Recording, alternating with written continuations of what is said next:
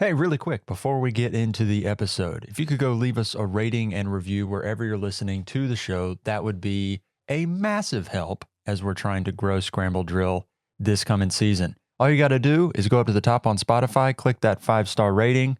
Same thing on Apple Podcasts. And then on Apple Podcasts, if you could also leave a review down at the bottom, scroll all the way down, click the review button, leave us your thoughts. That would help us out so much in growing the show as we hop into yet another fantasy football season. All right, that's enough for me. Let's hop into the episode with Ben. This is a football podcast, man. Meat, football, good. Man, we talk football. We eat burgers.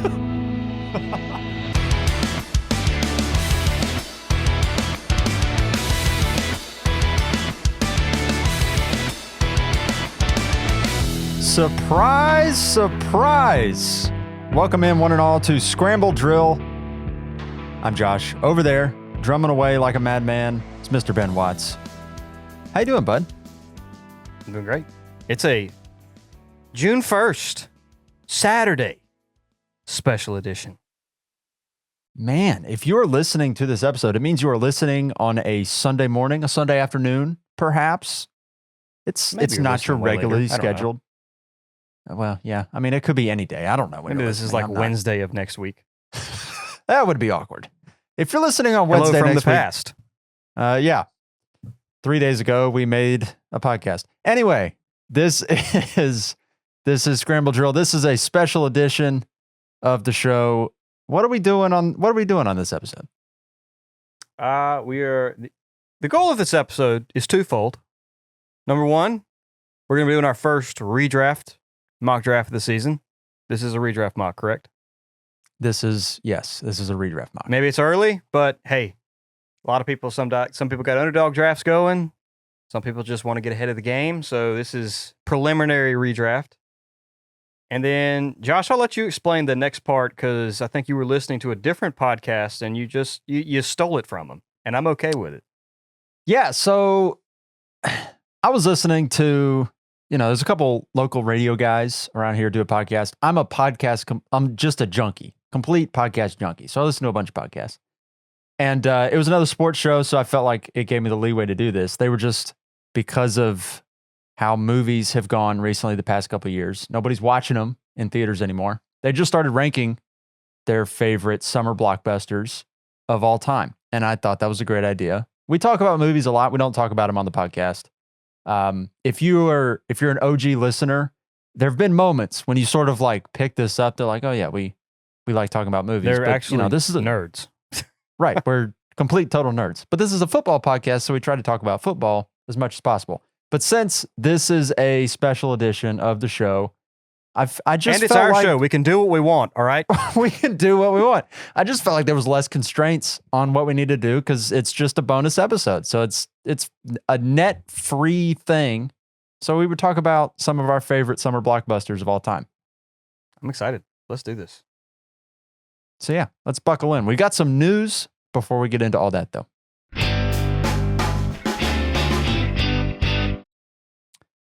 Jalen Waddle got himself a massive extension, got 3 years, $84 million from the Dolphins. And now he's a top 5 paid wide receiver in average annual value. He's going to slow down with all that money weighing him down.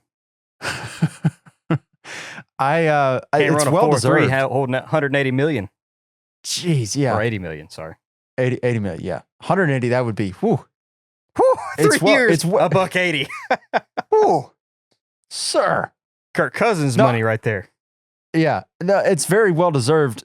At the same time, I was kind of shocked how much money it was because he's great, but I just think of him as a wide receiver too. But he's getting paid like he is one of the best wide receivers in football, which he is.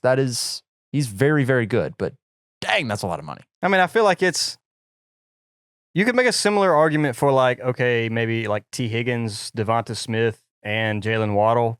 For the reason being, you view them as a wide receiver too, but I think all three guys are talented enough to be ones. The problem is both of them are behind just a guy who's top 5, and that's not their fault. Like Tyreek Hill, arguably the best wide receiver. Jamar Chase, like nobody's really going to argue that he's not in the top 5. And then A.J. Brown is right there close to some people may argue a better receiver than Jamar Chase.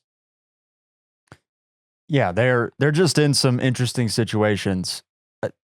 I don't know if if you were to do a wide receiver 2 ranking in the NFL, Jalen Waddle is probably what? 1 or 2 on that list? At worst 3. Yeah, at worst. I mean, you're really looking at Devonta Smith, Jalen Waddle, T. Higgins is there. T. Higgins. In a Cooper Cup, I guess, or Puka. Yeah, okay. I don't know. I don't know which one. I think it's Puka, but yeah. And then at that point, you're then looking at like Tank Dell, Nico Collins, or Stephon Diggs, depending on how you feel about who the wide receiver 1 is in Houston. I don't know. I mean, he's up there. He's a very talented receiver. Does this change how you view him in Dynasty at all, or is it kind of just the same? About the same. He was great. I didn't see him not getting an extension with Miami. We know he's going to be the one there once Tyreek Hill's gone. So it's the same as he was. Yeah. He's really interesting. Like I don't really know how I feel about him in Dynasty. It feels like it's a bit of a moving target because he's so talented. The problem is Tyreek Hill might genuinely be the best receiver in fantasy football that plays on his same team. And, as long as Tyreek Hill is there, Jalen Waddle is going to be playing second fiddle. And second fiddle can still be good. Like he did have a 1,300-yard season, but he had 18 yards a catch to get those 1,300 yards in 2 years ago now. And then this past season, he's been a little bit of an injury history. Not like ridiculous, but honestly, he's kind of like T. Higgins' injury history. Like it's nothing serious, but it's just he gets bumped and nicked throughout the season. He is leaving so many games and coming back, an hour later, limping, taped up, put together with duct tape and bubble gum. I don't know. But when he's on the field, I mean, he's elite. We've seen him command 140 targets. That was his rookie season. Obviously, they brought in Tyreek Hill after that. He hasn't come close to that number yet, but he can when Tyreek Hill's gone. Yeah. Speaking of extensions, Nico Collins got himself 3 years, $72 million. He does change in dynasty value now. Nobody was worried about Jalen Waddle. There were questions about Nico. What does 3 years and $72 million say to you about Nico Collins? He is far safer than I was originally giving him credit for. And maybe this was an oversight on my part. I don't know exactly what your views were on it. But I was kind of scared of the entire Texans wide receiver room just in general because of contract situations. Nico was on his last year. Diggs was only on a 1-year contract. So Tank Dell was the only one who, I know he's going to be with the team next season. And I guess this just secures me like the team likes Nico. And I wasn't willing to go as all in on him. So you could say the guys like Jalen Waddle or Devonta Smith who hadn't got extended yet, but I wasn't worried about him because I've seen them be awesome since they got in the NFL. Nico took a while to get going, and last year was his first, his breakout season in year 3.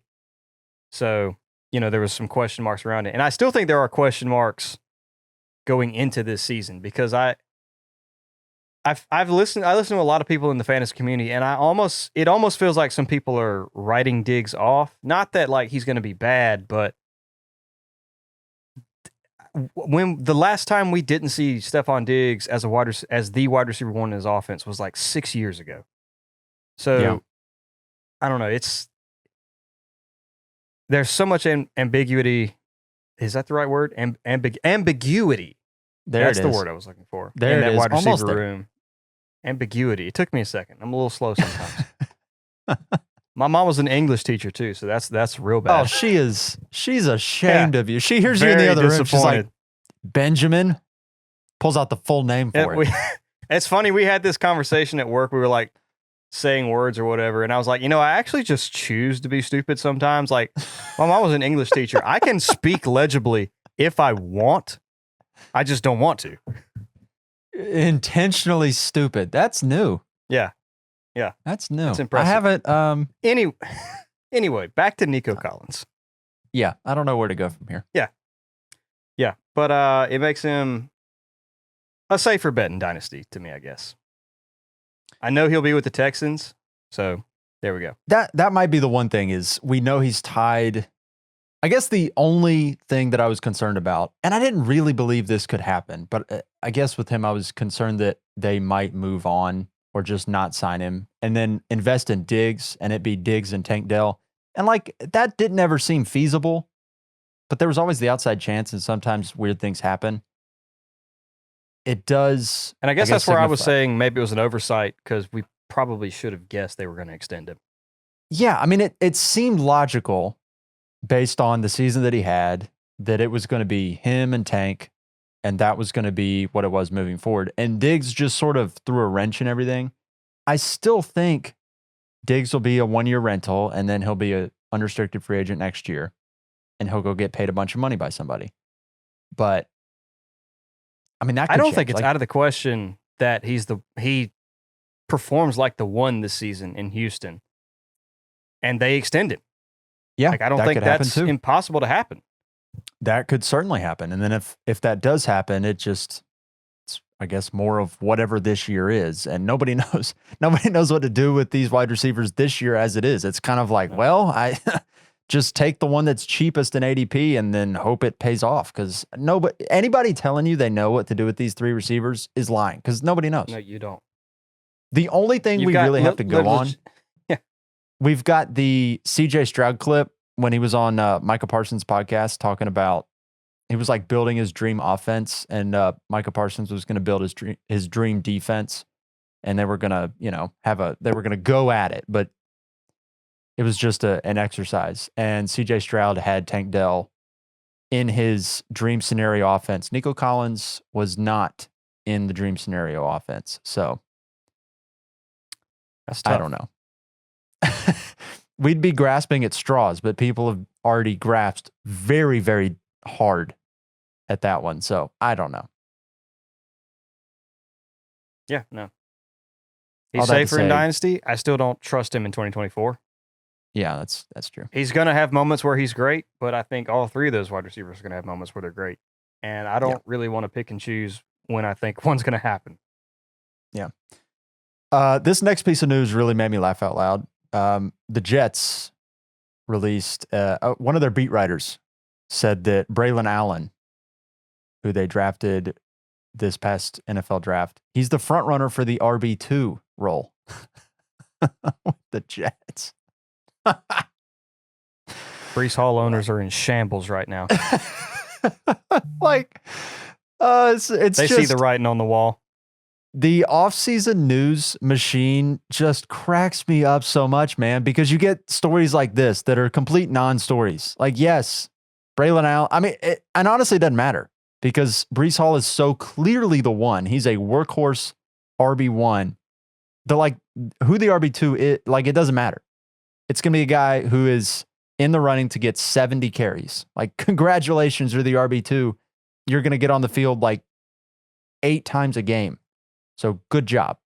But yeah, Braylon Allen I apparently saw is about somewhere to where get they on the said he's field. a very natural pass catcher. So Yeah, I saw that too. maybe you which can read in that a touch. So they say that about every single running back except Derrick Henry. Derek's not hiding anything. He's not I a don't natural catch the ball, catcher. and I'm not going to. It I'm not doesn't- going to. It doesn't matter. You can't They're like, make it's me. fine, Derek.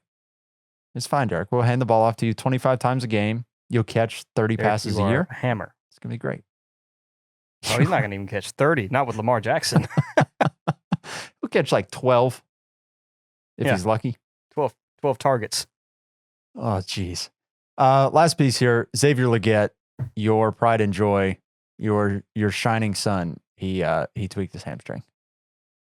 So has Roma Dunza and Xavier Worthy. So has so many people. That's how you can tell we're grasping at straws here with the news. We have Xavier Legette tweaked his hamstring as a news story.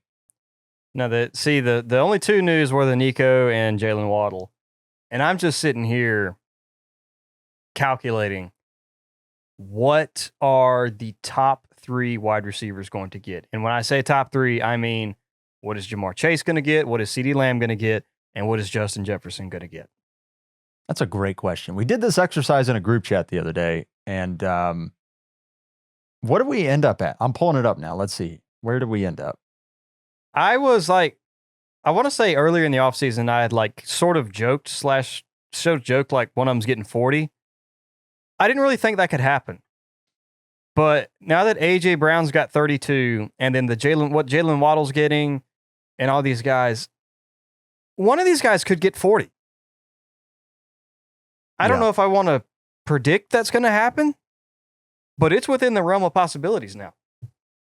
I think you're going to have, I don't know, 40 seems excessive. I could see it happening. I could certainly see it happening. I mean, Justin Jefferson feels like the kind of guy that could get given $40 million. I can't really see it with Chase or Lamb, but at the end of the day, the last guy to get paid is going to get the most. So whoever the last dude is going to get the most. He's probably going to get so much money. You threw out 5 years, $200 million, and that's not ridiculous, but 200. Lock him. I mean, he's 24 years old. Lock him up till he's close to 30. 40 that's quarterback money. Yeah.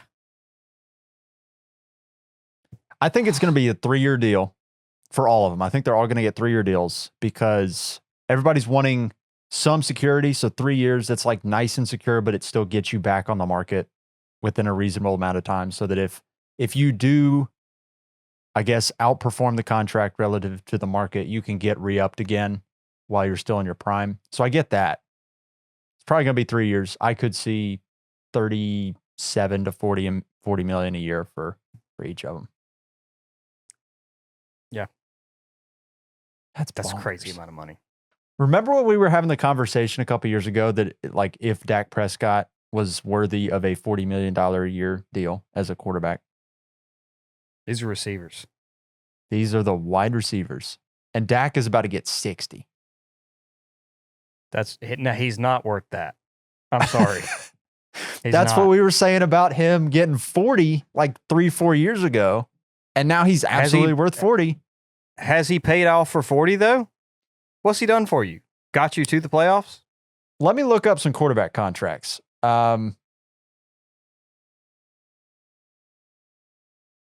Because I think he probably has. Okay, here we go.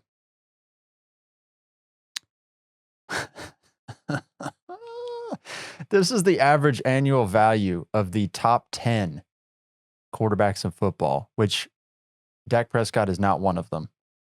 Joe Burrow at 55, Jared Goff at 53, Justin Herbert at 52.5, Lamar at 52, Jalen Hurts is at 51, Kyler Murray's at 46.1, Deshaun Watson at 46, Patrick Mahomes at 45, Kirk O'Chain's at 45, Josh Allen at 43. Josh Allen is not even in the top 8, dude. Is that the top 8 or is that bargain. top 10? That is top 10. He is, he's 10th. Wow. Mahomes and Allen, outside of Burrow, Mahomes and Allen are the real life rankings I have is Mahomes, Burrow, Allen. Burrow's the only one getting paid top 3 money. Dak got 4 years. Let's see. This was in 2021. He got 4 years, 160.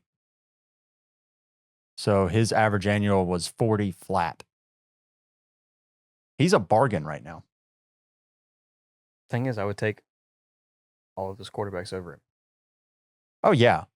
But he's not getting paid like all those quarterbacks. That's only like $3 million less than what Josh Allen is getting. Yeah, I know. Really what we should take out of that is Josh Allen is giving the Bills a hometown discount. He needs to be. And they still don't have any money. No, because they've been paying that defense for years. They're just all wrapped up in defense. I got no money. I predicted this, when Ben Johnson didn't take the job. But Ben Johnson they interviewed him a couple days ago, and they asked him why he didn't take a head coaching job this year, and he said 5 out of the 8 guys who got hired this season are probably going to be out of the league or out of a job in 3 years. So over half of them. So he said he wants to wait until he knows he can secure a second contract with the team.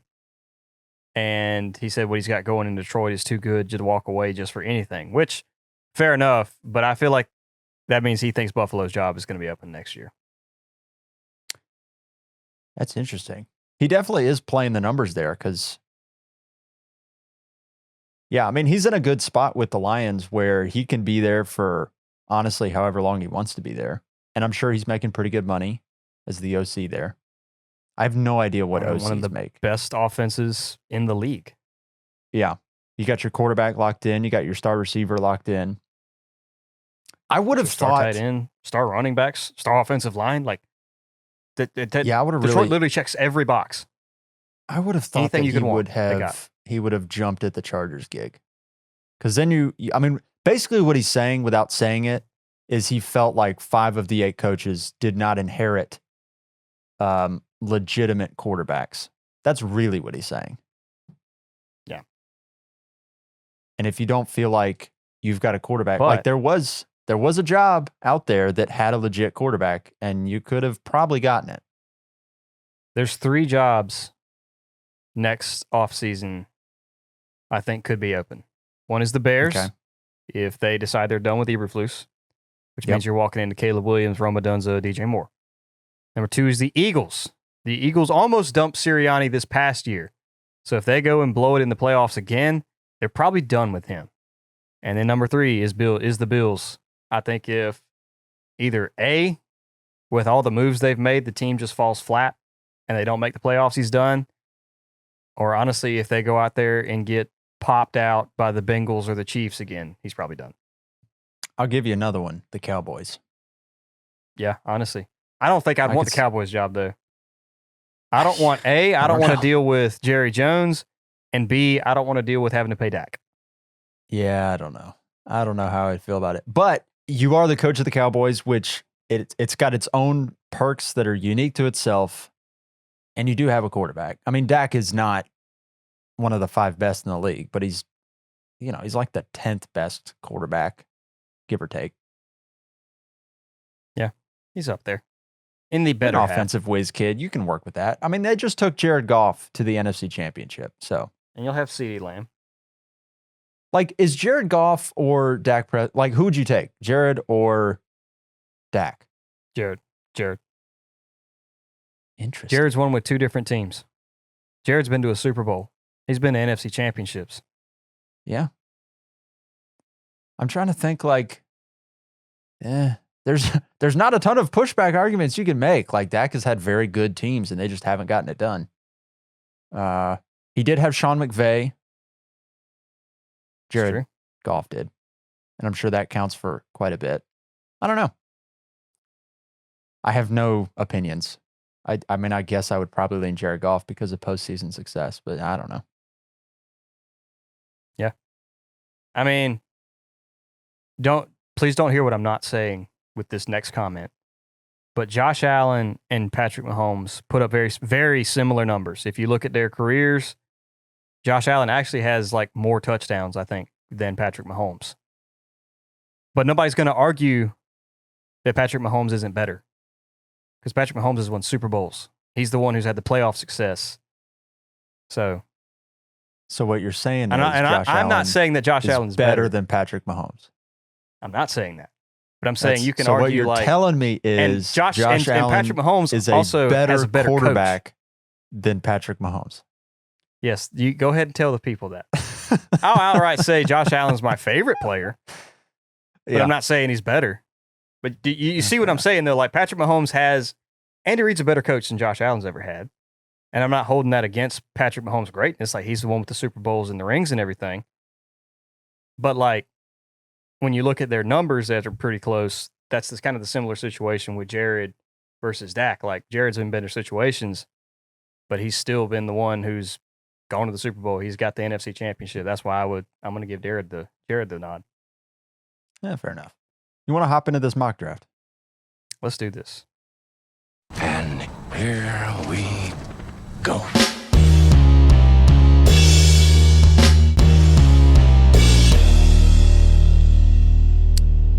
All righty.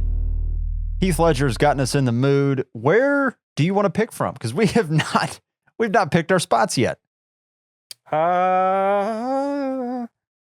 Well, this is unfortunately going to be sleeper ADP, so wacky things are going to happen. I'll pick 4. Okay. Then I'll pick later in the draft. So this is 1 quarterback, PPR, 2 flexes, 12 teams, some standard. No tight end premium, correct? No best ball? Correct. We've just got Your basic regular redraft settings.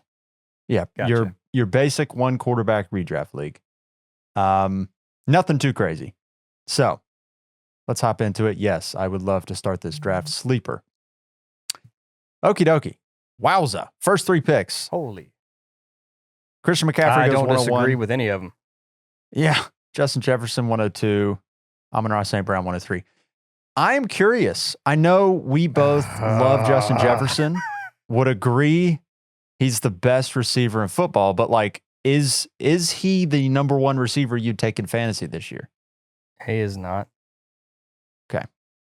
He's the number 1 in Dynasty. He is not the number 1 in fantasy. Now, I would not be shocked if he goes out there and is the number 1. That would not surprise me at all. But yeah, I hate to say it, but there are 3 guys I would take ahead of him. And Amon-Ra, you could honestly make a case for Amon-Ra ahead of him.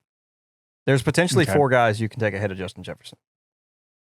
And I don't like being on the clock right here with this because 3 of those 4 guys are on the board. And I think all 3 of them could be pretty similar to each other.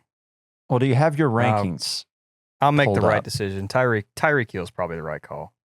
Yeah, that feels pretty good. I was So looking. It was CD, Lamb, or Chase. I would take all of them over Jefferson. I'm honestly betting a little bit on a bounce back. Not betting a little bit. Like obviously Chase is going to bounce back, barring injury. I think Chase could be the one this year. I really do. A healthy Burrow and a healthy Chase, and they're going to be on a warpath this year. I think. Yeah, I think they're going to pop off.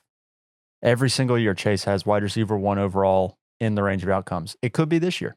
Could also not be this year. I don't know. But yeah, he could certainly do that. So you took Tyreek at 4. CeeDee Lamb goes at 5. Chase at 6. Breece Hall at 7. AJ Brown at 8. So I'm on the clock at 9. Love who's on the clock here for you.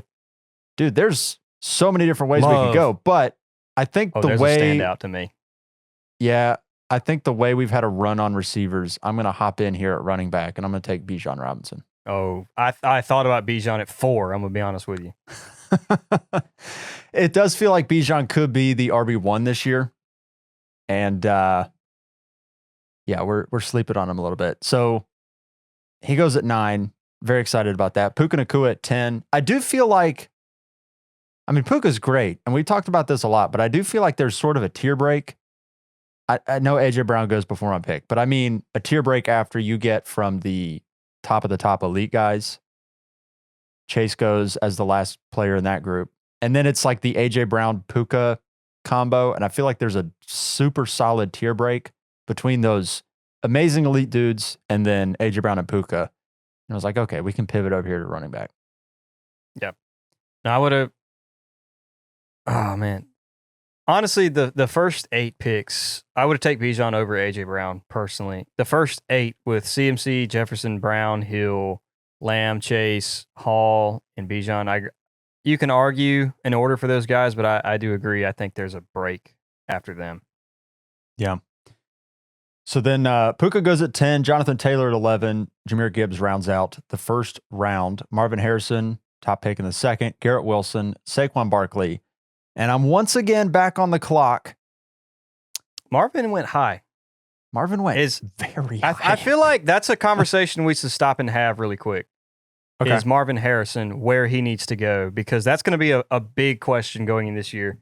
With the success that rookie receivers have been having right away, with the obvious target share that Marvin's going to have, But do you want to take a rookie wide receiver over a guy like Garrett Wilson, which is where he went in this draft? I do not think taking Marvin Harrison at his ceiling is a smart move. Okay. I don't necessarily hate the fact that he's going, like, where does he go in here? He's, what is it? 2-1. Yeah, he's going as like the wide Pick receiver 13, 8, basically. unless my math is off. Yeah, that's 1, 2, 3, 4, 5, 6. That's 7. 9. Yeah, He went as wide receiver 8. 9.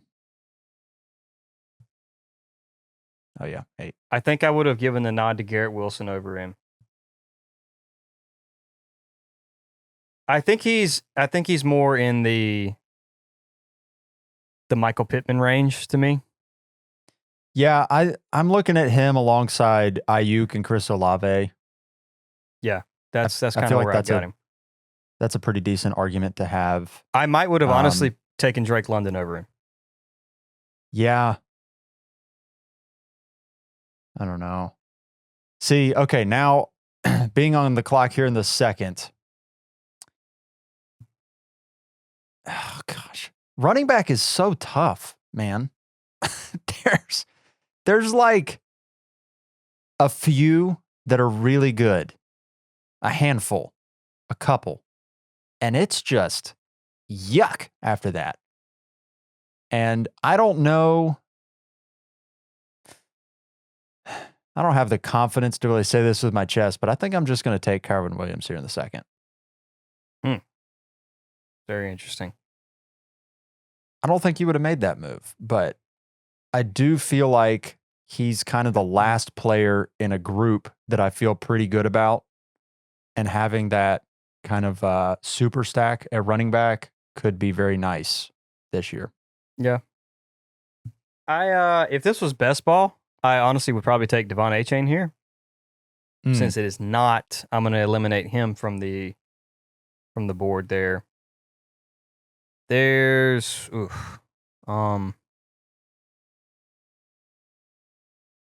know what? How spicy do I go here? There's 3 guys I'm looking at. Go so spicy. Go as spicy as you can get. So it is spicy. Travis Kelce's been going in the first round for like 8 years, and I'm getting him at the 2-9. All right. Heyo. All right, I'll take it. Hey, yo. And then Okay. The guy, oh, wow. Okay. The 2 guys who I also was considering there are also still on the board. Okay. And I'll go ahead and take this one right now. Oh, gosh. See, this is why I need to go ahead and do my rankings because I don't know which one to take.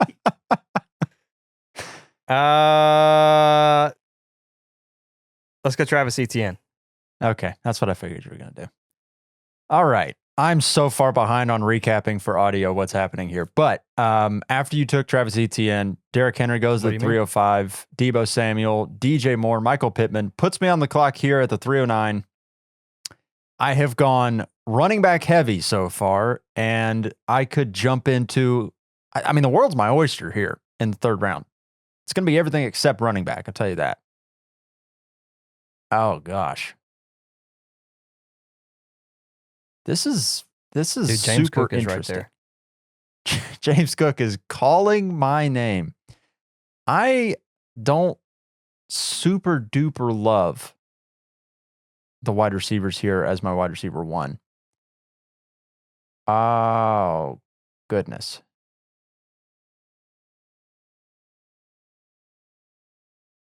I'm struggling quite a large amount with this pick.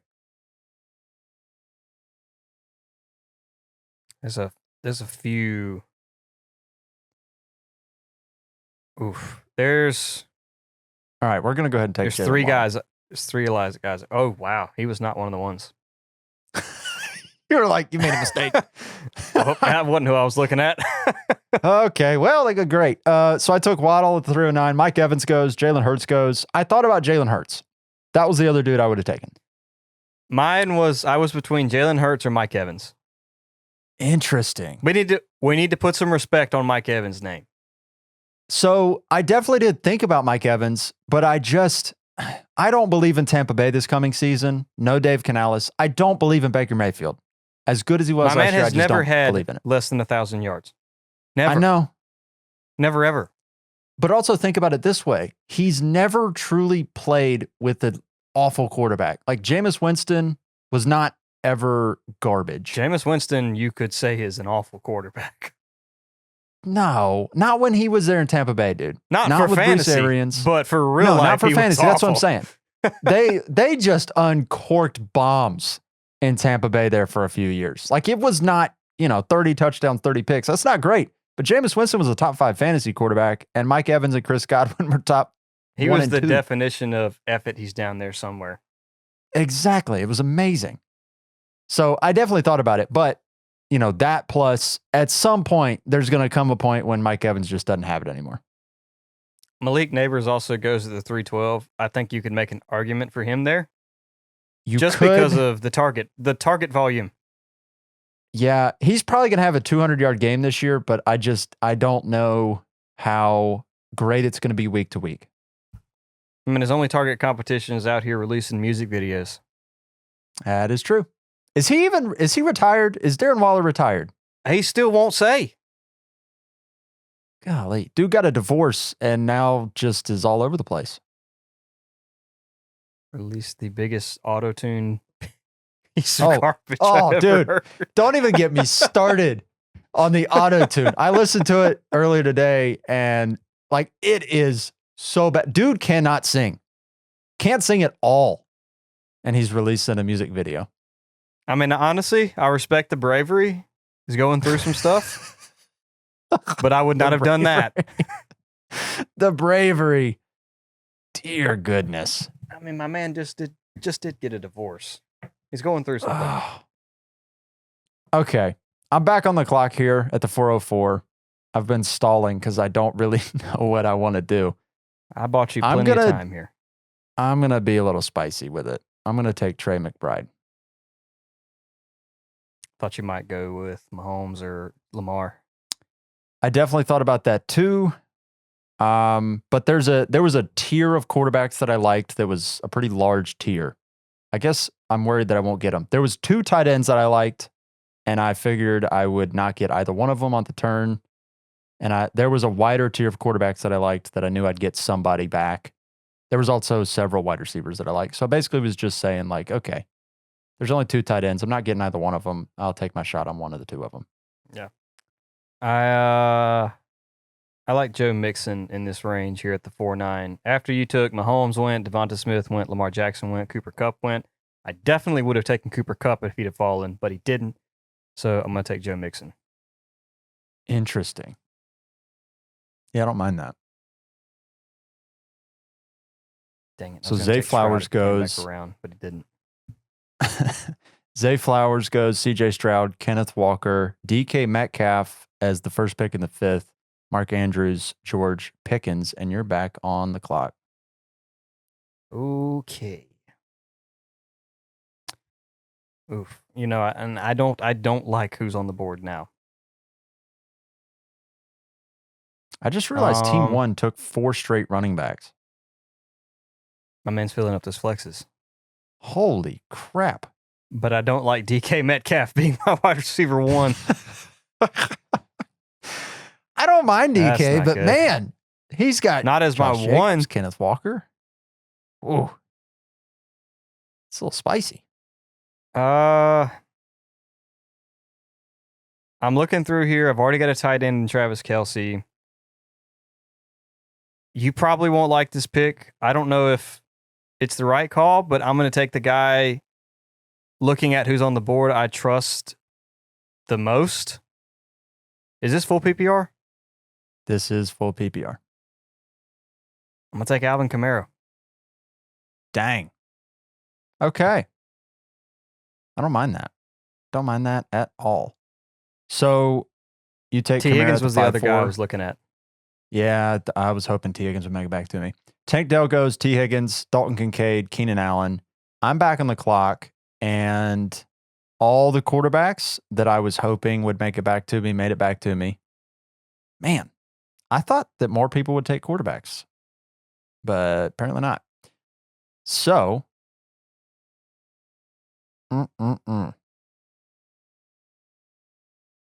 leaves me with an interesting decision to be made here.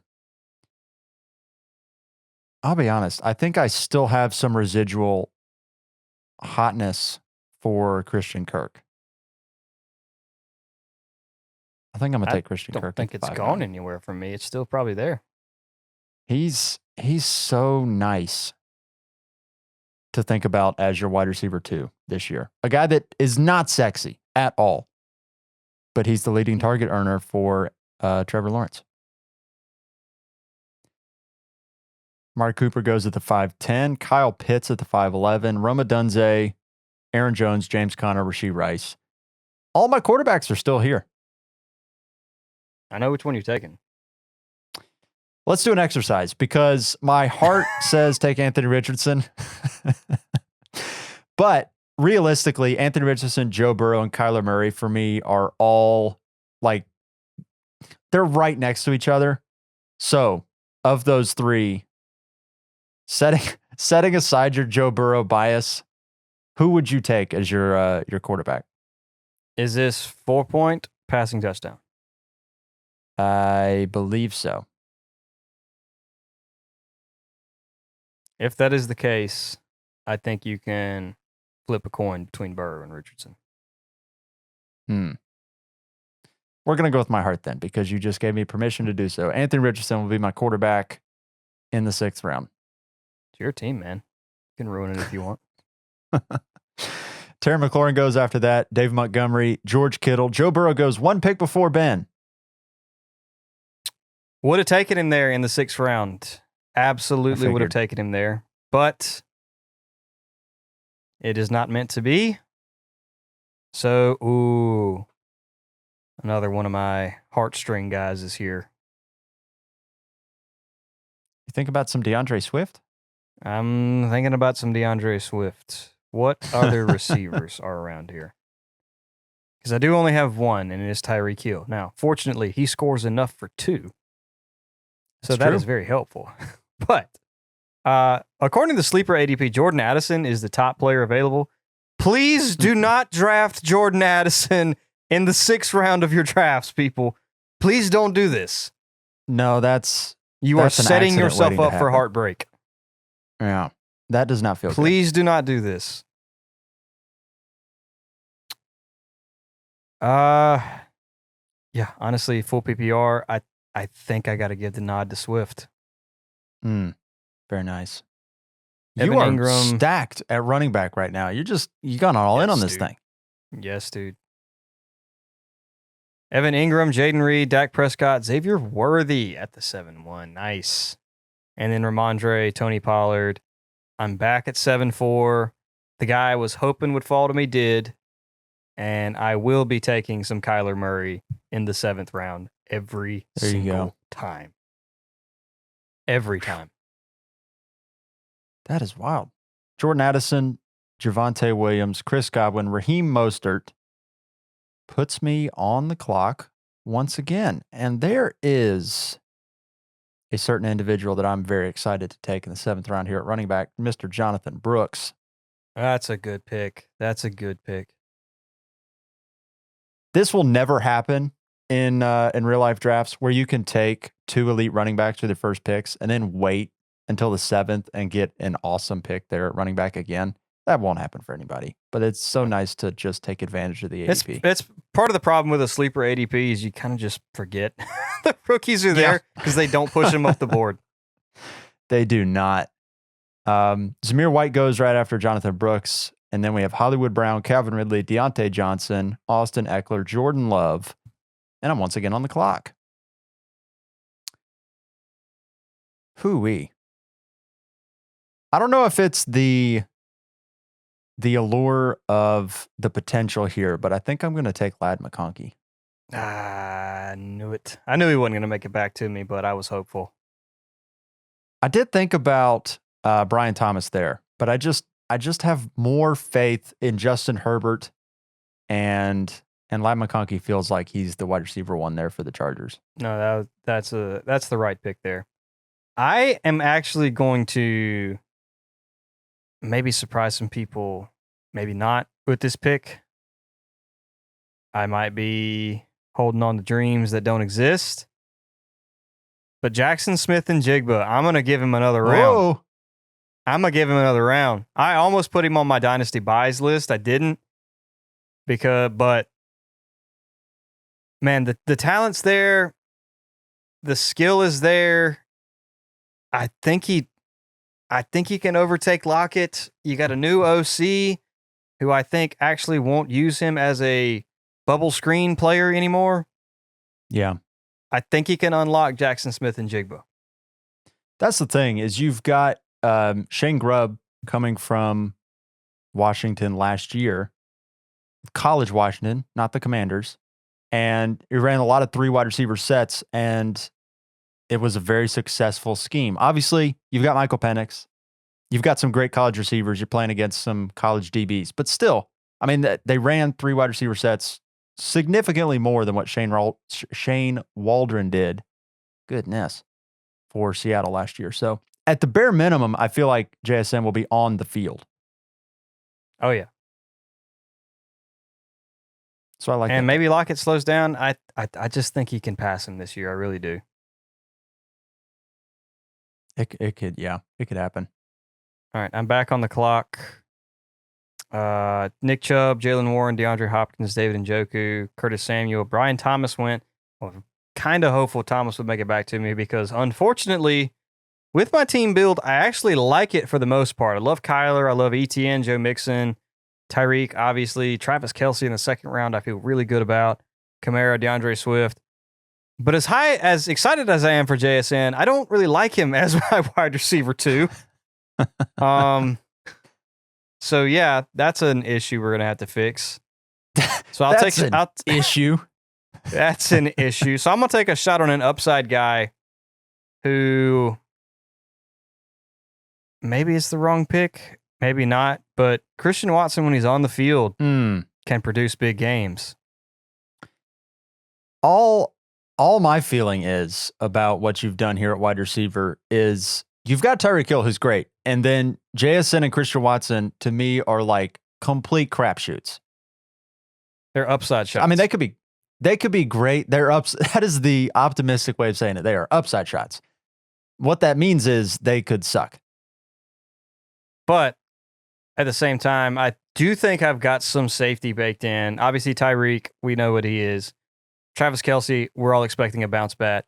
ETN, Mixon, Kamara, and Swift, I feel like all are very safe players. Yeah. They're volume secure. They're pass catching secure. They're all going to have really safe floors. So after Watson goes, Adonai Mitchell, Jake Ferguson, Brock Purdy, Zach Moss, and I am back on the clock, and we are now at the point of the draft where there is dregs. It's upside shots everywhere. Ay. I'll be honest, dude. I don't like any of these, but I had a couple I like. I had a couple I really like, actually. There's a couple I don't mind here. I'm going to try, I don't know, maybe we have some name fatigue about this certain individual, but I feel like Mike Evans is the wide receiver 2 for Aaron Rodgers is not bad at all. Dang, when did they trade for Mike Evans? Oh, well, yeah. You know, that Mike would Williams, be Josh. that'd be. What did I say? Mike Evans? He said Mike Evans. I meant Mike Williams. The actual wide receiver 2 for the Jets. So the next 3 guys that went actually were the guys I was kind of leaning as upside shots. You said this is the second time this draft when I have thought about taking somebody and you've been like, nope. That's not who I was thinking. Yep. You're like, oh, that's not what I would have done. Keon Coleman, Trey Benson, and TJ Hawkinson all go. Look, at this point, like I think our starting lineups are pretty much full. Yeah. So to get TJ Hawkinson on my bench at worst case scenario, he's a trade bait option when he comes back. I feel like that's a good option for you. And then Keon Coleman and Trey Benson. I mean, Keon is the wide receiver 1 in Buffalo. I don't know what that looks like this year, but he is that. And then I wouldn't be shocked if Trey Benson takes over this backfield. Yeah, I mean, I could see Trey Benson. I was really hoping Trey Benson would make it around to me and I could take him in the 10th. He did not. So that's unfortunate. But I don't know. I don't know why I took Mike Williams. I'll be honest. Do I need to say it, I think it's Josh, because we or were. you just understand. I don't know. I guess it's because it's at this point in the draft when we're taking upside shots on people.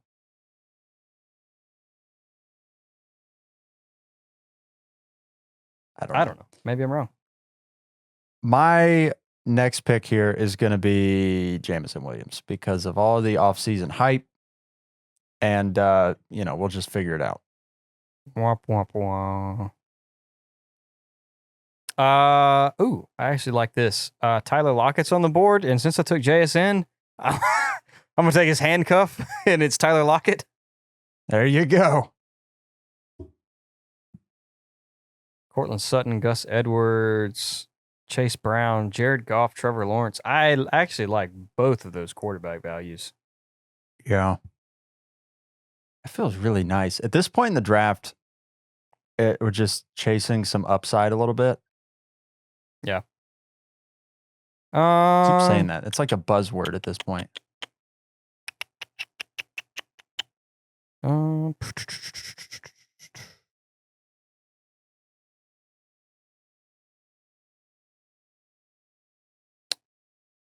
Give me un momento. Do we want to say the arrow pointing north side, i.e. upside, Khalil Shakir? Take a shot every time you hear us say upside at this point. You won't hear it in the movie section, I don't think. No, probably not. You took Shakir in the 11th, then Jade Daniels, Xavier Legette, Cole Kmet, and Jacoby Myers go, which puts me back on the clock here at the 11:09. And I think here, again, we are chasing the potential of what could be. And what if Gus Edwards is not the RB1 for the Chargers, and it is, in fact, Mr. J.K. Dobbins? What if it is Kimani Vidal? Oh, it could be that too. It could No, be take anyone. both of them. Take both of them. Where is Kimani Vidal? I'll do it just for the memes. Actually, no, I won't, because there's another sort of... Oh, there's a few guys here that I don't mind, actually. No, I'm just going to do it. There's another sort of handcuff kind of running back that I feel like is a very solid get here at the end of drafts, and that is Mr. Kendre Miller. That is a good pick. That's who I was going to take if he had made it back.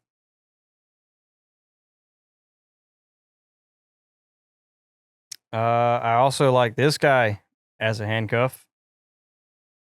Mr. Marshawn Lloyd. Mr. Anybody? Marshawn Lloyd. I thought about him too, but I felt like, I don't know. Kendre Miller feels like he's got a clearer path to production.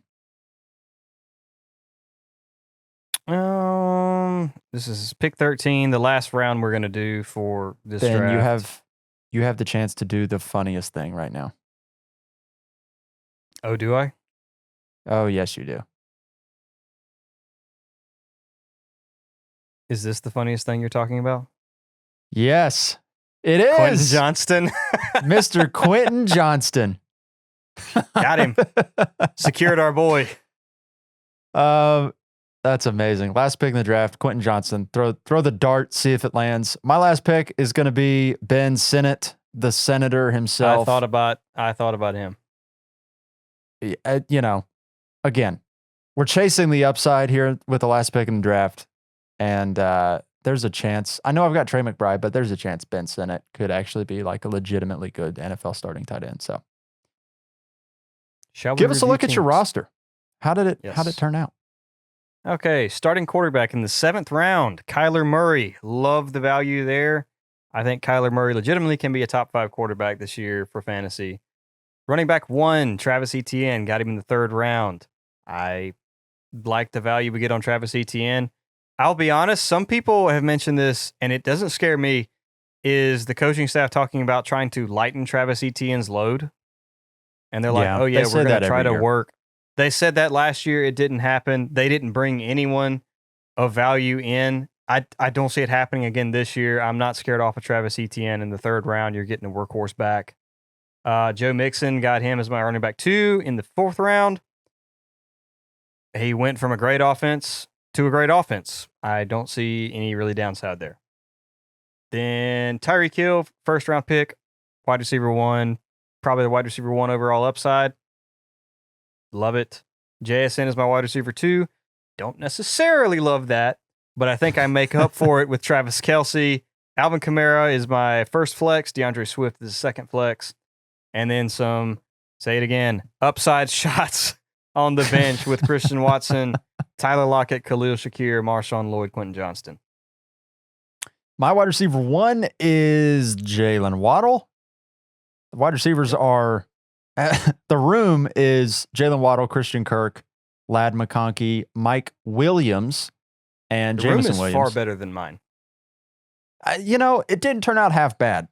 Like, not taking a receiver in the first 2 rounds in a PPR league feels like a choice. It's a bold stance to take, I think. But still, maybe because how the running back landscape is now, taking Bijan and Kyron Williams in the first 2 rounds feels like it's probably going to be okay, because my running backs should be substantially better than everybody else's, just on paper anyway. Yeah. So yeah, the running backs are Bijan, Kyron, Jonathan Brooks, J.K. Dobbins, and Kendre Miller, Trey McBride, and Ben Sinnott at tight end. And the quarterback is the sacred son, Anthony Richardson. We all knew it was going to happen. Yeah, if I don't know how many redraft leagues I'm going to end up doing this year, but there's going to be a lot of Anthony Richardson taken in redraft leagues. We know it, Josh. It's okay. That ADP is so nice. That is your boy. You want to talk about some movies? Let the games begin.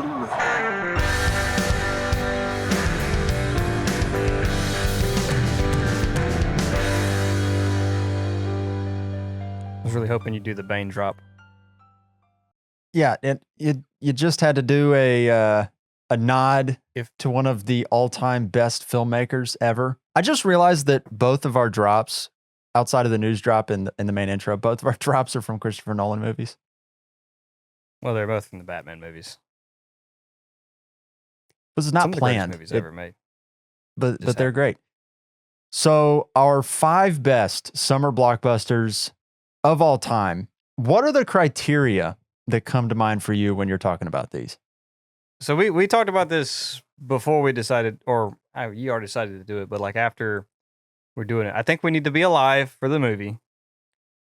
And you said it has to be like from like late May to September, I think, when the movie Yeah, actually late comes out. May So to it needs early to be like September. a summer movie, quote unquote. Yeah, I think that about covers it. We've got an honorable mention, each of us, and we've got our top 5. So I figure we can go honorable mentions first. There's some movies I'm count very down from 5 to sad 1. didn't make this cut. Dude, it's so difficult to make a list like this. There's so many good movies. And they were like, I wanted to put like Star Wars in mind because like it was a summer blockbuster back in 1970. Right. Problem is, I wasn't even a thought at that point. You were I was not even negative, considered. negative 20 years old when those movies came out. Negative 21. Quick math. Wow. You're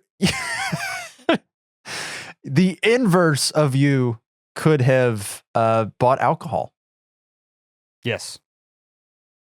That doesn't make Long any time sense ago. when you say it out loud, but it No, made I don't more know why sense in you my went head. down this rabbit hole. I don't know.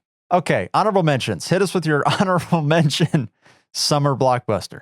Okay, honorable mention. I feel like all of mine. It was so hard to rank these because, like you said, there's so many movies. So I feel like all mine are kind of basic and generic. But look, this is my list. It's not yours. These are movies that I grew up loving, and my honorable mention is the Fast and Furious.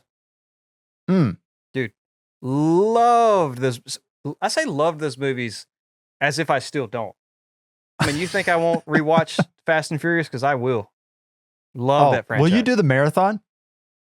Yeah. Now, I kind of slowed down after Furious 7. What are they because on now? Are they obviously on 10? they're on 11. Oh my goodness. It lost a lot of luster when Paul Walker died, unfortunately. It still to this day makes me sad because, I mean, Paul Walker, I guess it's Vin Diesel's franchise, I guess. But Paul Walker as his like number 2 in that movie was just the best. He was so good. I think Furious, the original one is obviously great. Tokyo Drift, I sneakily like more than people realize. And then 4 and 5 are my favorites. Fast and Furious, which is 4, and then Fast 5. Yeah, I'm not a huge Fast and Furious guy, but I do think Fast 5, 6 is okay. 4 and 5, I do think are the best. And then after 6, I know you said 7, but after 6 for me, it's like, ugh. Like at 11 now, I don't care. They stink. I watch 7 more like as a tribute to Paul Walker, really. Yeah. Yeah, that scene at the end, that just is a real tearjerker. It hurts me. That's tough. It hurts me. My honorable mention is Mission Impossible Fallout. Okay, that's a good one. That's a good one. That's a good one.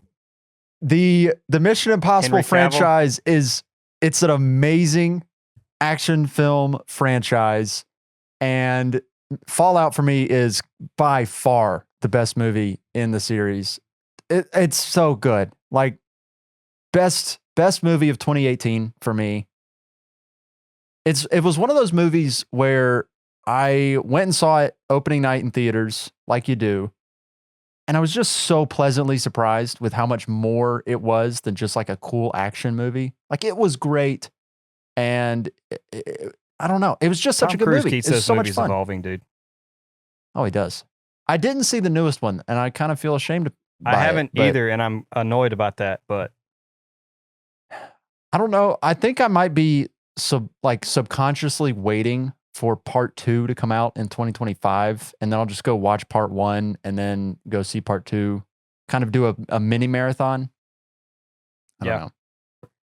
I was also, I'm going to sneakily add a second honorable mention just because they weren't summer movies, and I'm very upset that they weren't because it would have been on my list, is the Dune movies. Oh, yeah. What Man. You know Wish what they else would. I was just praying would be a summer release, and none of them are? Not a single Listen. John Wick movie was released in the summer. Really? That is Yeah. unfortunate.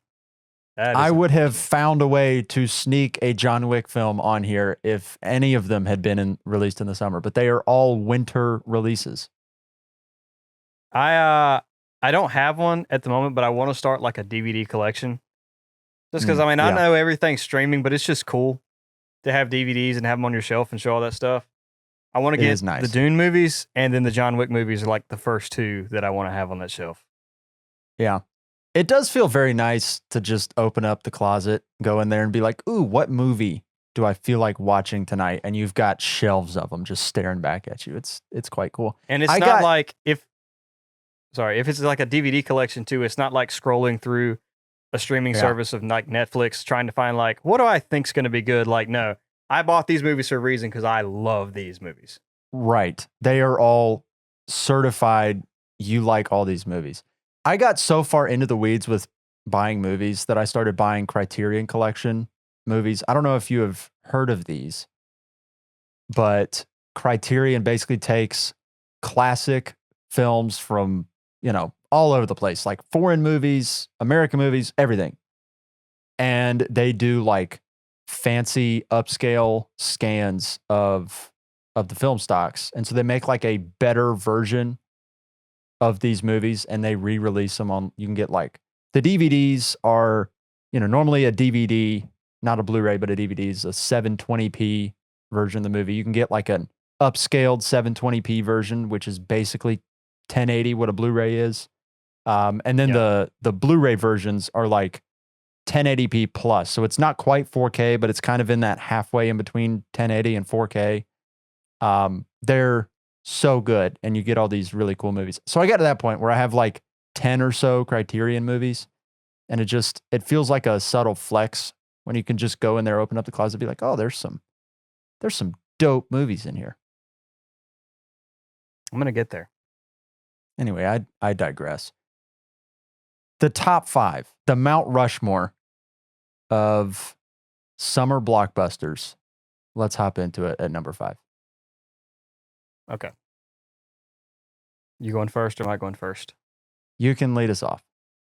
Okay. I'm going to go in with the original Transformers movie in 2007. That movie, those are like up there like with the Fast and Furious, because like that's when, I was like 10, 11 years old, was like that era of movies basically was like Fast 5, Fast and Furious, the Michael Bay Transformers movies. Like that's what I kind of grew up on. And Bay, I get so much nostalgia watching that movie. I to this day, it is just great. Michael Bay is such an experience. He was so good when we were teens. And then as we got older, you kind of age out of the Michael Bay thing. And you're like, okay, stuff's just blowing up. And you're like, I'm still here. I'm ready for Michael Bay to take over the Fast and Furious franchise. Well, see, that would probably be an upgrade because that's right up Michael Bay's alley. I mean, that's what he does. He just blows stuff up and there's no story and it's fine. And that's what you're signing up for. And it's great. Oh, dude. Seizures everywhere. My man loves the camera flash. And like you'll notice with all the Transformers movies, everybody gets so dirty. All these actors are like oiled up. They got the spray tans on and it's just dirt everywhere. Listen, Megan Fox made me straight. All right. In that original. It's not even her. Movie. It's Shia LaBeouf too. It's everyone. Everybody is so like spray tanned, oiled up. But Megan Fox, dude. You were watching those movies just for Megan Fox, weren't you? I mean, the cars are cool. The cars. Optimus is like cool. 2 cars. Dude, that man's voice, the Autobots unite or roll out or whatever it is he says. Iconic. That man's voice is just it's up there in the top 5 just voices ever. It's like him, James Earl Jones, and oh yes, I don't know who else. It's just those 2. Just and maybe throw Liam Neeson as just like the third guy in the club, just standing off on the side. Put Liam in there. Yeah, that's so good. My number 5 is Pirates of the Caribbean: Curse of the Black Pearl. Dang it, that was on my list. Or it was gonna be. It was gonna be, but I put a different one. Okay. It's so funny because that movie did so well and it was such a fun experience that it spawned a whole franchise of movies that nobody really asked for, but nobody's mad that we got.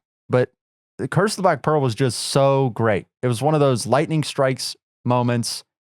Jack Sparrow, like everything about that just worked. It was so good. It was just all the right notes. It was great. You got Orlando Bloom. How were they still? They had probably just finished Lord of the Rings movies, I'm assuming, right? I think so. Okay, so Orlando Bloom was fresh off of Legolas, took the main stage as Will Turner. Yep. I don't think anybody was expecting those movies. No. They came out of nowhere. Absolute nowhere. And then it just made all this money, and they're like, okay, well, we should probably keep making these.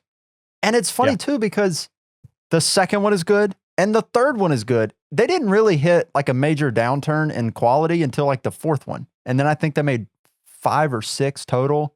Like the first 3 are awesome. And then after that, it's like, yeah, okay, these stink. They're kind of like the Okay, well, I was about to say like the new Star Wars movies, but I feel like that's a little bit harsh almost because blasphemous. I hate. You will not see any of the new Star Wars Loathe movies on entirely. this list. Cannot stand them. But it's No, probably they're more bad. like Fast and Furious, like 8, 9, and 10. We're like, I'll watch Yeah. them. They're really not that bad, but they're not as true to the originals or what it was. It's not what it was, basically. Yeah, they went 3 movies too long. Let's put it that way. Yeah. Let's go to 4. All right, my turn. Yeah. My turn. It's another Pirates of the Caribbean movie. I was going to put Curse of the Black Pearl, but I was only like 5 when that came out. Yeah. So I instead went with At World's End. Because I was So- like already was enjoying the franchise at that point. So I'm like, I'll put At World's End because I was like 2007. 2 and 3 are both Davy Jones, right? Yes. I'm trying to remember the plot of these because they kind of lump together. 2 and 3 lump together in my head. Is That World's End the one where Jack Sparrow is like in the forest or the jungle and he's like stumbling on that wheel and they're just rolling over everything? That's the second one. Shoot. The third one Okay. is when he's in Davy Jones's locker. Okay. All right. It's coming back to me now. No, that was like the over the top action scene before Fast and Furious got into it, but like it just worked in that movie. It was perfect. It worked. Oh, dude, that's so good. I almost want to go back, just pull it up on YouTube and watch it again because it's so funny but like Spectacular. fun and goofy and I don't know. Those movies They are just struck great. the right balance. Yeah. Like it. I mean, it's probably cliche, but like they don't make the new stuff coming out it's not what it was. It really isn't. No. The movies like that. And I don't know what's missing. There's your outliers, like we mentioned Dune, spectacular movies, spectacular, but they're not. It's a different type of movie than Pirates of the Yeah, Caribbean. Dune's a very serious movie with some serious subject matter. Like those are just fun. You can just take your family and they're a fun time. Yeah. And they're good movies, but they have the proper balance of funny and serious. Right. My number 4 is Oppenheimer. I think I'd heard you mention it. I was going to put Oppenheimer on mine until you said that. So I'm like, yeah, I can't put Oppenheimer on there. But it should be on mine. No, it's such a good. It was a great movie, and 2, the experience of going to see that, because it felt like Oppenheimer was the first movie post-COVID that it felt like a blockbuster, and nothing has lived up to it since. Obviously, you had the Barbenheimer sort of moment. It was just so nice to go back to the theater because before COVID, I used to go to the theater all the time. Like I was in there twice a month at least. And once COVID came, like it was a running joke with Haley and I, we did not go see a movie the entire time we were dating. And we've only gone to see like 1 or 2 movies since we've been together. And one of those was Oppenheimer. And it was just such like a fun moment to kind of remember like, oh, I used to do this all the time. And it was great. Oppenheimer was a fantastic movie. And it was that theater experience that just felt like it had gone away. It's one of those like it and the Dune movies. I feel like you need to experience it in IMAX at least once. For sure. Yeah, I mean, And forking out that extra little bit. I know we went and saw Dune 2 in IMAX, and that was, I know it's not a summer blockbuster, but that was just such a amazing experience. Just to kind of, just to sit Just there and have blown your away. face melted. So good. when that bomb dropped, and I feel like Oppenheimer is kind of interesting too. I mean, obviously the story is interesting, but it's not like your, I guess, typical summer blockbuster big action movie. Like it is a very true to the what actually happened to sort of a tragic story of this man Oppenheimer's life. It's not your, big action sequence movie, but it's just telling the story of this man. And for whatever reason, like he captured the nation's attention. Yeah. That's a good one. Yeah. Hit us with your third one. My number 3 is the original Avengers movie. I would have put Endgame and stuff on here, but it didn't quite make the criteria of here. But Avengers did, and that was kind of like, you knew Marvel was cooking something up when they had Iron Man, Captain America, the first Avenger. Hulk was kind of Thor was okay, but then they dropped the Avengers movie, and that's when you're like, oh, Marvel's cooking. Like they're not playing around. That was when that's when the MCU popped, and people were like, holy crap, like this is actually incredible. Now they've gone way downhill after Endgame, but that was the first. I just remember walking out of the theater and just being in shock of like how awesome this movie was. And they're like, hinting at Thanos at the end of the film, and like they're not done. Like they have this huge plan that's going to take years to finish, but like you know what they've got going on. Yeah. When you think about summer blockbusters, Avengers is kind of the whole ethos of what that is, because it's fun. It's not just like for a specific age demographic. Like everybody can go see it. It was truly like everybody went and saw that movie. And like the word of mouth machine, everybody was excited about it because we'd been getting these Iron Man movies, and we'd seen Hulk and we'd seen Thor, and they were cool. And I remember when they came out, it was fun. But then Avengers comes out, and it just leveled everything up to a completely new level. I was like, okay, they, like you said, they are cooking. We got something rolling here with Marvel. They started like the end credits thing. They've been doing them for all of the movies, but like the shawarma. You started paying attention to the end credits. So like, oh, this is like a huge thing. Like you have to sit through because they're hinting at what's coming next. Yeah. That's a good one. Just I like that. Revolutionize the summer blockbuster movies. My number 3 is Inception. So I think we got a theme going. It's a good one. We've got the Christopher Nolan theme in full effect here. Inception came out after, let's see here. Let's see if I can get my dates right. It came out after The Dark Knight, but before Dark Knight Rises. I think. I could be dead wrong with. I thought was in 2005 because I thought like it was like Inception 2010. Okay, whoa, I was way off. I was thinking 2010. Like, so Exception and like Revenge of the Sith were the same year. I was wrong. Yeah, so it did. It came out between Dark Knight. Dark Knight was 2008. Dark Knight Rises was 2012. So it was the in between of those two. And I felt like Inception was the movie when we all looked at each other and said, "Oh, dude, Christopher Nolan, this guy's for real." We had seen Dark Knight and we were all floored by it. But then to get Inception off of that and just to start this incredible run that he's been on, that was the moment when Christopher Nolan said, I am here and I am like my name on the poster puts butts in seats. I am the best director, hands down. Yeah. Inception blew my mind when I saw it the first time. It was so good. I need to, it's been a long time since I've seen Inception.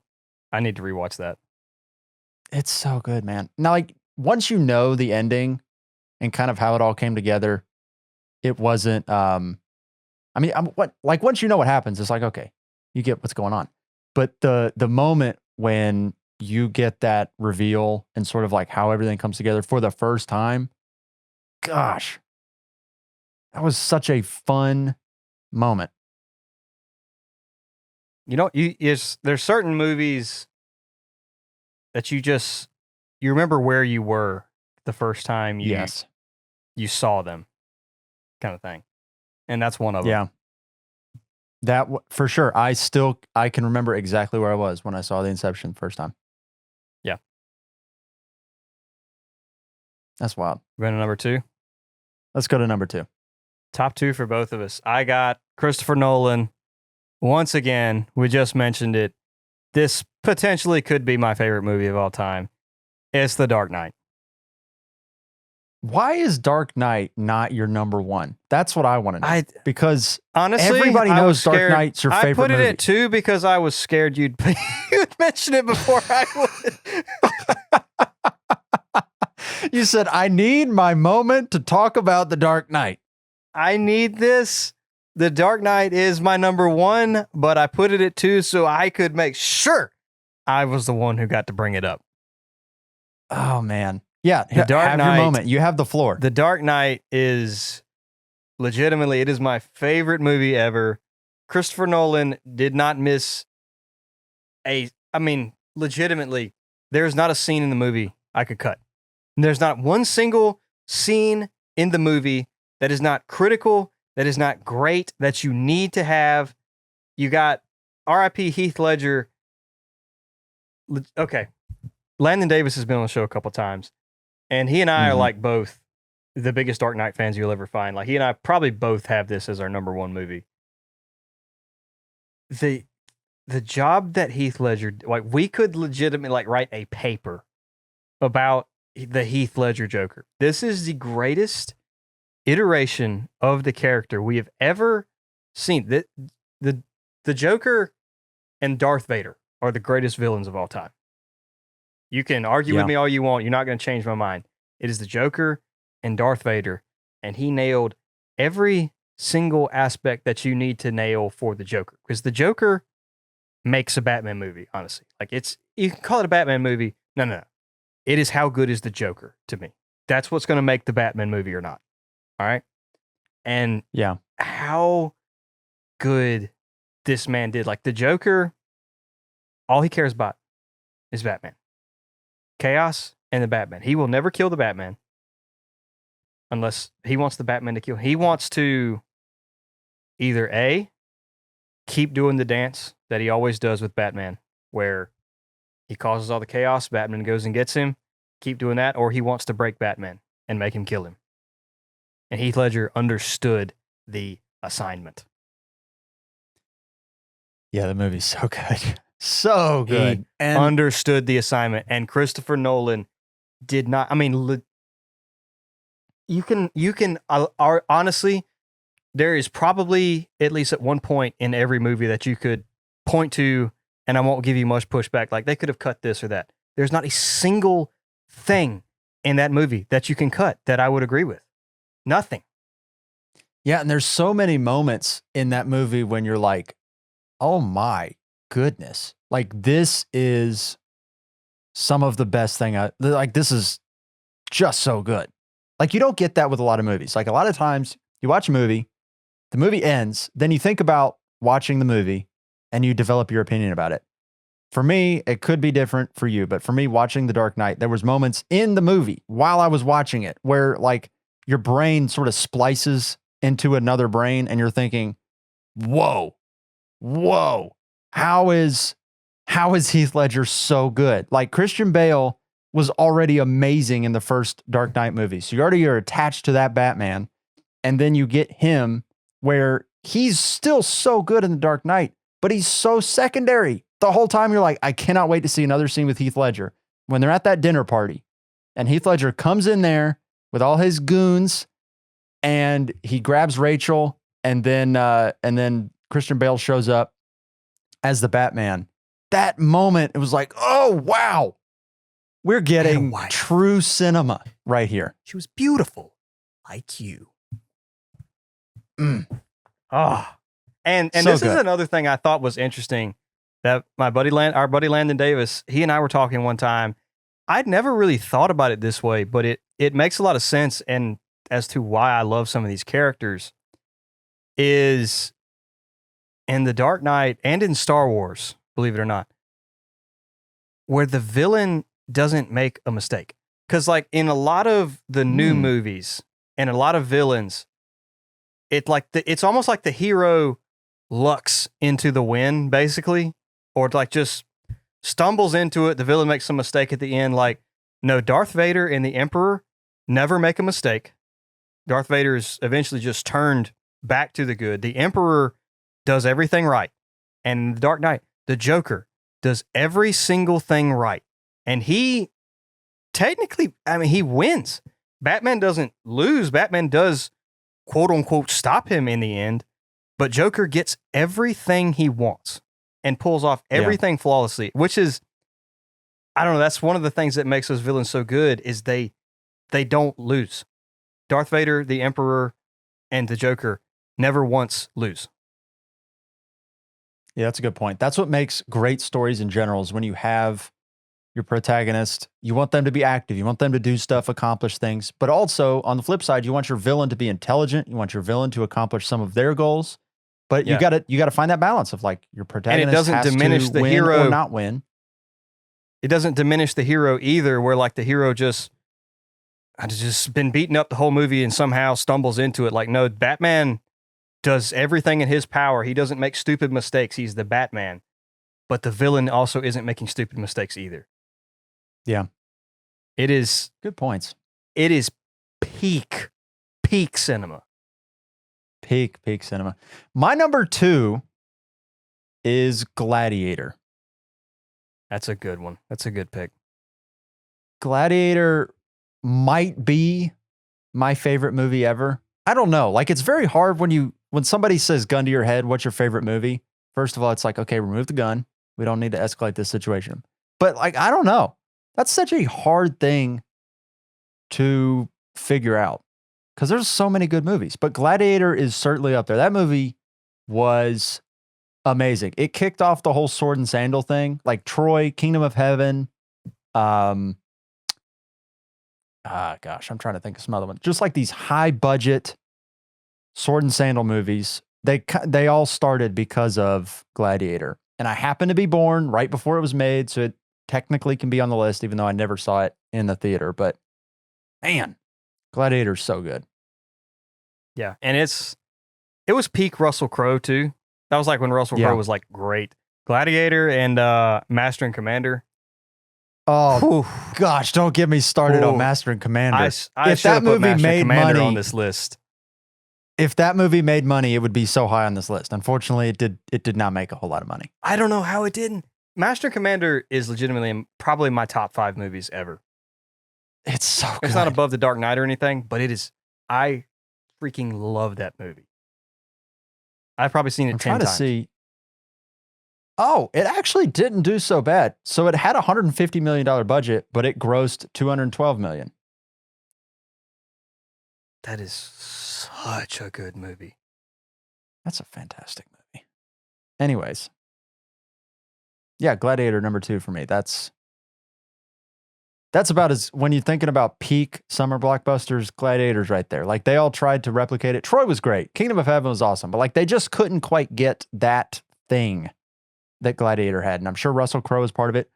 Talk about villains. Joaquin Phoenix was so good in that role as Commodus. Like, for a long time, until he sort of started hopping into some more indie roles, and I just watched more Joaquin Phoenix and just started to love him as an actor for a long time. I was like, that dude is psychotic because he played Commodus so well. I just had it in my head, that image of Joaquin Phoenix he as also played Commodus. the Joker too. So yeah, Joaquin Phoenix is probably just a scary person in real life. Might be slightly unhinged a little bit. Yeah. I'd be uncomfortable if I was around Joaquin Phoenix. Oh man. What is your number 1 summer blockbuster of all time? Okay. So technically it's The Dark Knight because it's my favorite movie ever. But I feel like there's an argument for this list because of what this movie did and how it did it. And it is Top Gun Maverick. Best summer blockbuster ever. Because you've got some concerns because Top Gun, the original all-time classic, great movie. And now you're bringing it back and you've got big shoes to fill. A lot of people are scared of sequels because the sequels aren't always as good. And you got to think too, this came out in 2002. So we're really fresh off the heels of COVID, because COVID's like the stuff's finally lifting and getting easing out of all that stuff. And we're getting people back in the cinema, and they drop this. And it had high expectations, and it exceeded every single, like, it was beyond what I thought. I thought it's probably going to be good. No, it was spectacular. Like, Yeah. you're coming out, you want to take cinema back. Cinema hadn't been what it does. Tom Cruise took it back in the biggest way you could possibly imagine, with one of the best Tom movies Cruise I've showed up and showed ever out. seen. Yeah. No, that was a I mean, it super was- fun theater experience too. It wasn't as good as the original. It was miles better than the original. Oh, that's a bit of a hot take. Is it though? Is it though? I don't know if I would say it's wrong. I think it's just spicy.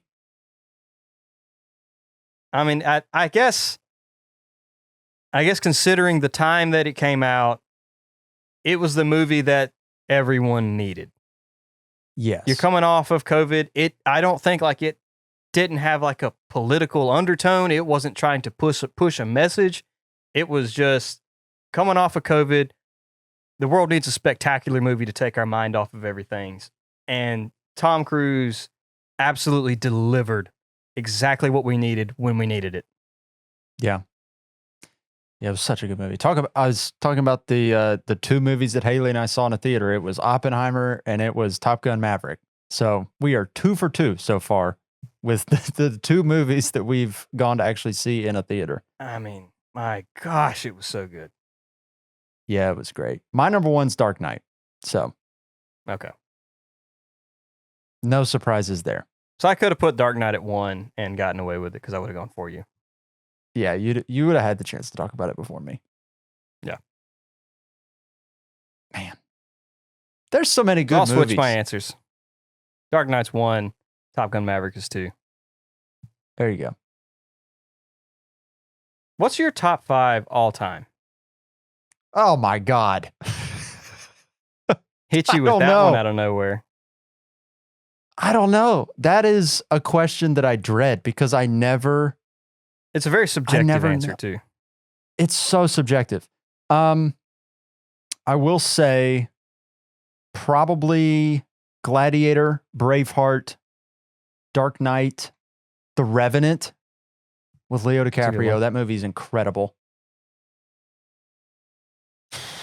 What is that, 4? Yeah. I don't know.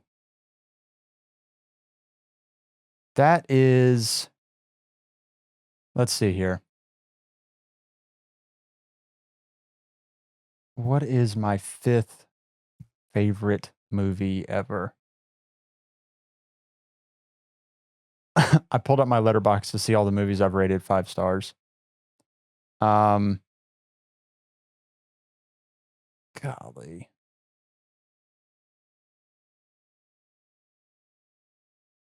I don't know. Maybe La La Land? What? You not like La La Land? I haven't seen it. But it doesn't sound like a movie I want to watch. It's incredible. It's peak Ryan Gosling. I do love some goss. Nope. No, peak Ryan Gosling was in a different movie I've got in my top 5.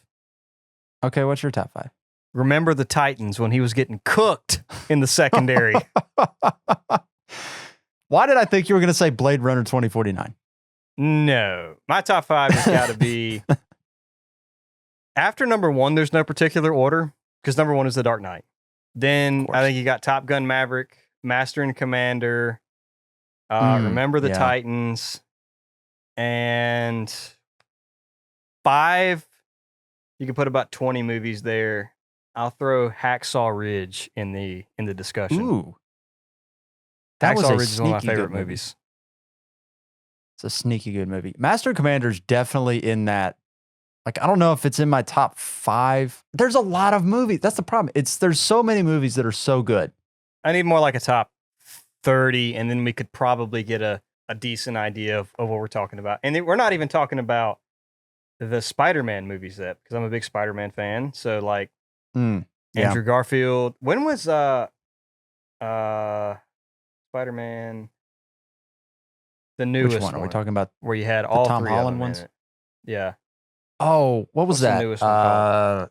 Was it Homecoming? No Way Home? No Way Or was it Home. No Way Home? I can't. That's what it was. That one. Okay, that was the December release. I was wondering why I didn't put that in here. Okay, that was the December release. That was a fun one. But like, I like the Andrew Garfield, Spider-Man, the Amazing Spider-Mans. Like, they're all good. There's so many good options, dude. So many good options. Obviously, I grew up on Tobey Maguire Spider-Man. Are the movies as good? Yeah. No. But I grew up watching Tobey. Yeah. I mean, you got the Dune movies too. Part 1, Part 2 are so good. We need to put a list together.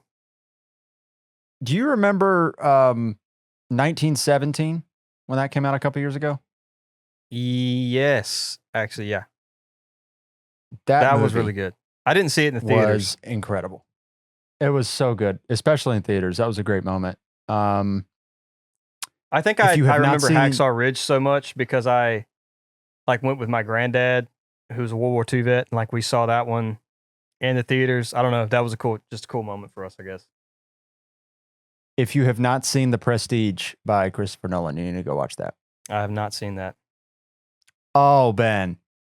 Dude, you are in for a time. The Prestige might be my favorite Nolan movie. Above The Dark Knight. I don't believe you. It's right there with The Dark Knight. It's incredible. When did it come out? Oh, I think it's it was got like a little 2006. Hugh Jackman in there. Yep. Bro, this Well, is Christian just the Bale, Dark Hugh Knight cast. Jackman. Christian Bale and Michael Caine is in this. Well, Christian Bale and Michael Caine are in basically every every Christopher Nolan movie. It's so good. It is I pulled up my Letterboxd. I haven't gone on Letterboxd in so long, but I pulled it up, and The Prestige and The Dark Knight are my 2 highest rated Christopher Nolan movies. So you can sit with that one. And we're missing some big time directors in this too. I don't think a single yeah. Martin Scorsese movie was mentioned. Nope. Let's see here. Dunkirk. That's a Christopher Nolan movie. I love that movie. That's a great movie. Dang it, Nolan. I'm trying to find a movie that's not a Christopher Nolan movie that I really like. The Godfather. There's a lot. Yeah, The Godfather. That's incredible. The Usual Suspects. Amazing. Gangs of New York. There's a Scorsese movie. Let's see. We could go for hours. What and it's honestly making this just makes me sad because there aren't movies like this coming out every year anymore. Like you've got your No. just outliers that are these good anymore. You've got your Oppenheimers, your Dunes, and that's really just it at this point. We used to have movies like this every year. Like 2005 to 2010 was when the cinema was the best. Yeah, I mean, you had Fall Guy, and I haven't even seen this, but you had Fall Guy come out with Ryan Gosling and Emily Blunt, and nobody seen went and that. saw it. Is that It out flopped. already? Oh, Yeah, man. it's out, and it flopped. It's hard for Emily Blunt to flop too, especially after Quiet Place, Quiet and Place all this movies? stuff. Yeah. Of those, man. Yeah, the fact that you can make an action comedy with Ryan Gosling and Emily Blunt and it not make money at the box Comedy office. movies That's just they're not as good anymore. They're not. no. Anchorman was truly the end of an era for comedy movies. Yeah. We watched The Other Guys last night. Or not last night. Other Guys just- is great. I do love that movie. It's so good, but like you could not make that movie now. You just could not do it. No, and that's the problem with comedy movies. Like Anchorman was the last one that you could really just pull that stuff off in. And nowadays, like what if you've got Kevin Hart and Dwayne The Rock Johnson? If you've seen one of Yep. their movies together, you've seen them all. Yep. I mean, it's just not the same. Yeah. Can't do it anymore. What are you It's a excited bummer. about this year coming out? Well, I've you got a mentioned it couple. before. You mentioned it before we hit record, and Deadpool and Wolverine. That's going to be really fun. I am excited for that. Yeah, that's going to be fantastic. Beyond that, I don't really know. It's all shows are really the best parts these days. House of the Dragon season 2, that comes out in a few weeks. I know you and I are both excited for that.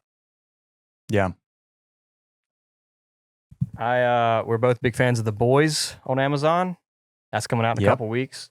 I'm stoked for that. I need you to catch up to where I'm Well, at. I'm going to try and knock out Invincible over the next couple of days. So we'll see if I get to it.